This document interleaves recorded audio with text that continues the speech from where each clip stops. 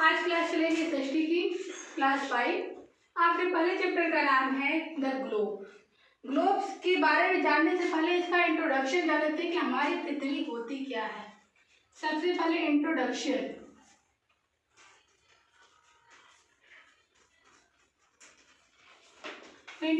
इसका परिचय। पृथ्वी क्या है? पृथ्वी एक ग्रह है। सौर मंडल में कितने ग्रह हैं? पूरे 8 ग्रह होते हैं, लेकिन पृथ्वी ही एक ऐसा ग्रह है जिस पर जीवन संभव है। क्यों? क्योंकि हमारे जीवन जीने के लिए या अन्य जीवों के रहने के लिए सारी अनुकूल दशाएं इस पृथ्वी पर मौजूद है। हवा है, पानी है, धरती है, सब चीज है, इसीलिए इस धरती पर जीवन संभव है। देखिए, हमारी पृथ्वी पर हम लोग के रहने के साथ साथ अन्य जीव रहते हैं, जैसे जानवर हैं, प्लांट्स हैं, ये सब लोग रहते हैं। पहले के लोगों को तो ये विश्वास था कि पृथ्वी क्या है, चौरस चौकोर है, लेकिन जो इंडियन एस्ट्रोनॉमर थे जैसे आर्यभट्ट, भास्कर, इन्होंने बताया कि जो पृथ्वी है वह तो अपने अक्ष पर क्या करती है, घूमती रहती है। अपने अक्ष पर, अपने ध्रुव पर या कह लीजिए अपनी धुरी पर वह चक्कर लगाती है, लेकिन अन्य लोगों ने इसे नहीं माना, कहा ये सही नहीं है। लेकिन जब मैगलन ने क्या किया, प्रूव किया। जब मैगलन जो एक समुद्री यात्री थे, उन्होंने जब राउंड किया पूरे पृथ्वी का, एक समुद्री यात्री थे, 3 साल तक उन्होंने एक ही दिशा में क्या किया, चक्कर लगाया। जिस स्थान से उन्होंने अपनी यात्रा शुरू की वह 3 साल बाद फिर पुनः उसी स्थान पर पहुंचे, तो उन्होंने कहा नहीं, पृथ्वी वास्तव में ही गोल है। और तब भारतीय जो एस्ट्रोनॉमर थे लोगों ने उन्हें कहा नहीं, आप सही है, जो भारतीय ने बताया पहले वह सही है। जैसे जैसे तकनीकी की खोज होती गई, सैटेलाइट ऊपर भेजे गए, फोटोग्राफ्स आए, तब उससे हुआ कि पृथ्वी हमारी गोल है। जैसे फुटबॉल की तरह, फुटबॉल देखिए उसकी तरह। ग्लोब की बात करते हैं। ग्लोब क्या है? पृथ्वी का क्या है, एक रूप है, छोटा रूप।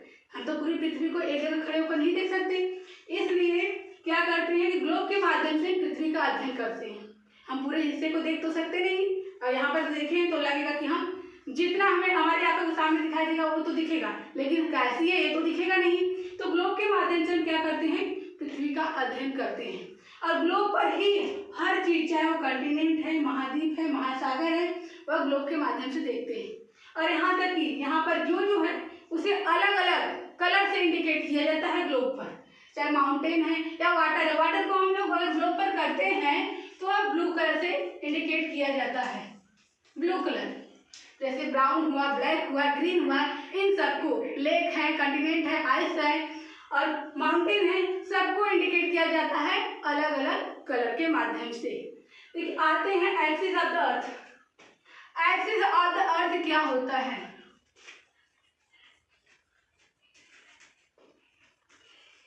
एक्सिस ऑफ द अर्थ, जैसा मैंने पहले ही बताया था कि पृथ्वी अपने अक्ष पर घूमती रहती है, लेकिन इसके घूमने की गति क्या है, इतने मिनट 1610 किलोमीटर प्रति घंटे की रफ्तार से वह क्या करती है, अपनी धुरी पर घूमती रहती है। और लेकिन हाँ, सूर्य का जो चक्कर लगाती है वह 1 लाख अबाउट लगाती है, नियर अबाउट 1 लाख के लगभग वह चक्कर लगाती है प्रति किलोमीटर घंटे की रफ्तार से। आगे बढ़ते हैं। जब ये अपनी धुरी पर लगाती है चक्कर लगाने के साथ साथ किस दिशा से घूमती है, west to east, west to east घूमती है। इसीलिए आपको दिखाई देता है कि सूर्य रोज आप देखते हैं सुबह तो रोज पूर्व की दिशा में निकलता है। क्यों? इसके कारण, क्योंकि पृथ्वी वेस्ट टू ईस्ट राउंड करती है, सूर्य का चक्कर लगाती है, और वो अपनी धुरी पर 24 घंटे 24 आवर्स में क्या करती है, अपना वह राउंड लगा लेती है। इसलिए पृथ्वी के हर हिस्से में जो भाग सूर्य के सामने आता है वहां पर क्या हो जाता है, उस क्षेत्र में दिन होता है। लेकिन हाँ, इसे दर्शाने के लिए कुछ लोगों ने काल्पनिक रेखाएं मानी हैं। काल्पनिक रेखाएं, जो काल्पनिक रेखाएं, मान लीजिए पृथ्वी को हम 2 बराबर भागों में बांट रहे हैं, वह काल्पनिक रेखा क्या है? जैसे सपोज दैट हमने पृथ्वी को 2 बराबर भागों में बांटा, जो ये रेखा है 0 डिग्री, इसे हम कहते हैं इक्वेटर, इक्वेटर या अक्षांश रेखा।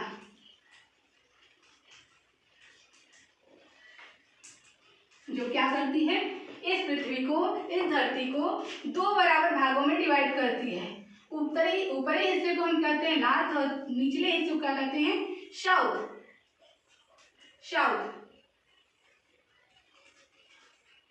और जो ये बराबर भागों में बांटती है इसे कहा जाता है नॉर्थ हेमिस्फीयर।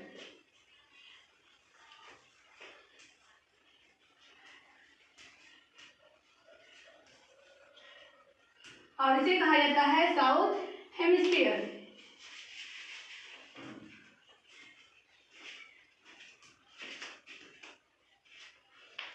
क्योंकि देखिए ये तो 2 बराबर भागों में बांट दिया गया। ऊपरी हिस्से को हम क्या कहते हैं नॉर्थ, निचले हिस्से को साउथ कहते हैं, जो उत्तरी गोलार्ध और दक्षिणी गोलार्ध।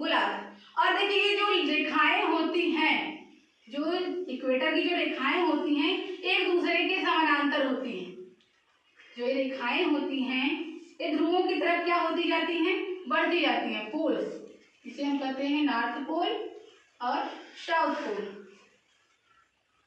नॉर्थ पोल और साउथ पोल ये जब भी आप उत्तर की तरफ या दक्षिण की तरफ बढ़ती जाएंगी इनकी जो आकृति होती है यह छोटी होती जाएंगी, या कह सकते हैं इनका प्रतिरूप छोटा आकार छोटा होता जाएगा।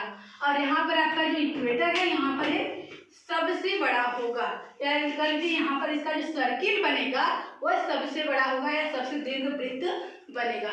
जैसे जैसे हम ध्रुव की तरफ जाएंगे उसका दीर्घ वृत्त क्या होता जाएगा, छोटा होता जाएगा। एक और काल्पनिक रेखाएं लोगों ने मानी है जो क्या करती है पृथ्वी को नॉर्थ से साउथ की तरफ आती है।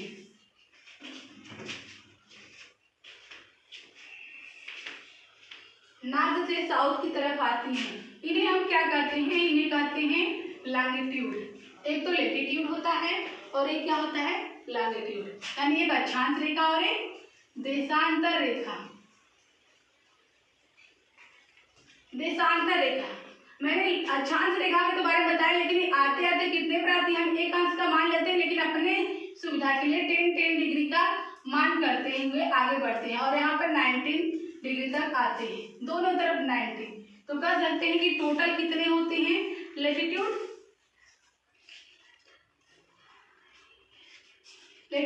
टोटल कितने होते हैं 180 यानी 180।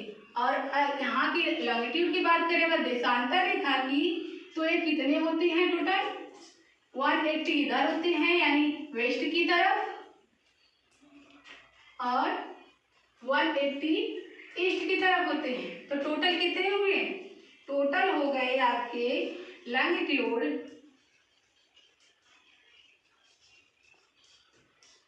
360। यानी कि हमारी पृथ्वी क्या करती है जब सूर्य का चक्कर लगाते हैं हमारा समय अनुसार तो पूरे डिग्री यानी 360 डिग्री घूम लेती है। और आपको इतना बता दें कि 1 डिग्री घूमने में यानी 1 डिग्री पार करने में पृथ्वी को कितना समय लगता है, तो कितना समय लगता है 4 मिनट।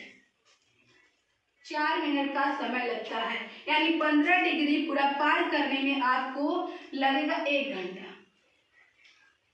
15 डिग्री लॉन्गिट्यूड पार करने में कितना समय लगेगा, पूरे 1 घंटे का समय लगेगा।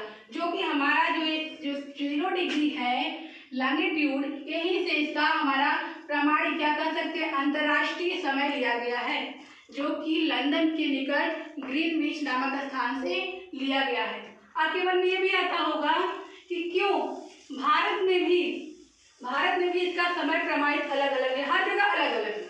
संयुक्त राज्य अमेरिका में और कनाडा की बात करें तो वहाँ पर 5 प्रमाणित समय है, और लेकिन अगर इंडिया की बात करें तो वहाँ पर 1, और आपकी रूस या रसिया की बात करें तो वहाँ पर 11 प्रमाणित समय है, क्योंकि उनका आकार उनका क्षेत्र क्या है, बड़ा है।